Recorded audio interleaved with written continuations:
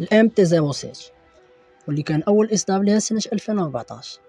الموتور اللي كيجينا بمحرك سي بي 2 بسعه 689 سي سي بسلندر اولين، واللي كيعطينا تقريبا 73 اورس باور في كل 8750 ار بي ام و67 نيوتن متر ديال الكوبل في 6500 ار بي ام.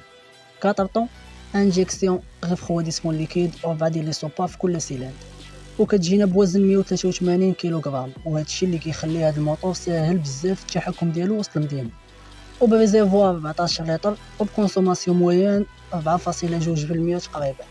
يعني بلان واحد قادر يعطيك لوطونومي ديال 300 كيلومتر تقريبا، وبواطا فيتاس مانيول بزاف ديال لي رابور، وبسرعه قصوى اللي كتعدى 220 كيلومتر في الساعه.